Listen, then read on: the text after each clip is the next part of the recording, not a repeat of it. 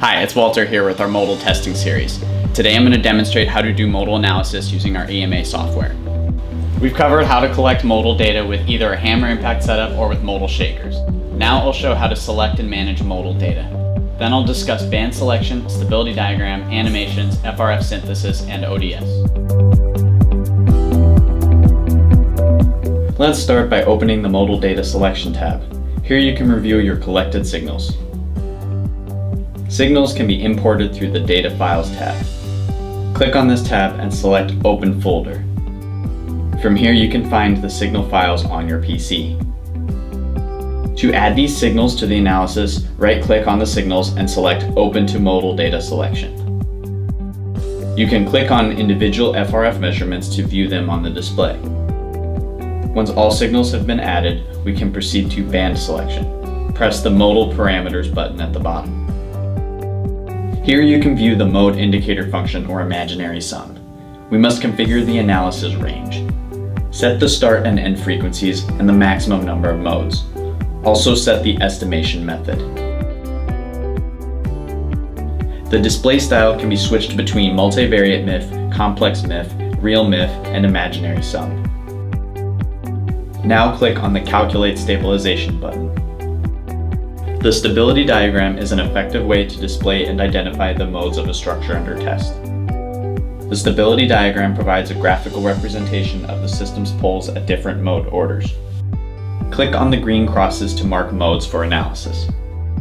Once all the modes have been marked, press Calculate Modes. When prompted to enter a shape name, we will call this Solution 1. Press OK. This is the Animation tab. This is useful for visualizing modal deflection shapes. You can see the animation display on the right part of the screen. There are many options at the top of the display to control the animation. The color contour settings can be changed, and the animation speed and amplitude can be adjusted. On the left part of the screen we have displays for the Auto Modal Assurance Criterion, modal parameters, DOFs, and magnitude and phase for each of the mode shapes. At the top there is a drop-down list for solution selection. These are used when calculating the modal assurance criterion. This list also corresponds to the animation. By selecting a new solution, this changes the animation. By clicking on the checkboxes for the mode shapes, this updates the animation for the corresponding mode shape. The Display MAC Chart button can be used to bring up the MAC chart, a bar type of matrix display for MAC matrix data. The MAC chart provides a measure of the orthogonality among mode shapes. This provides additional confidence factors in the evaluation of modal vectors from different excitation, reference positions, or different modal parameter estimation algorithms. The value of the MAC ranges from 0 to 1. The value of 0 represents no coincidence. The value of 1 represents a consistent correspondence. Now let's proceed to the Synthesis tab.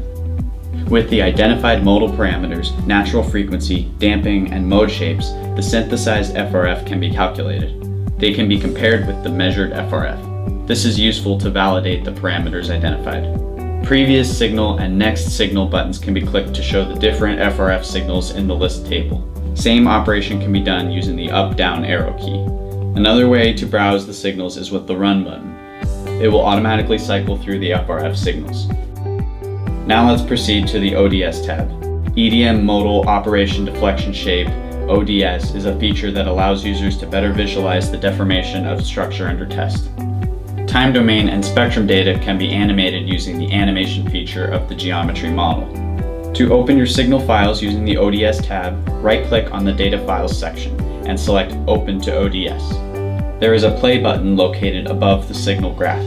Click this to start the animation. The forward and backward button will move forward or backward by 1 point of data.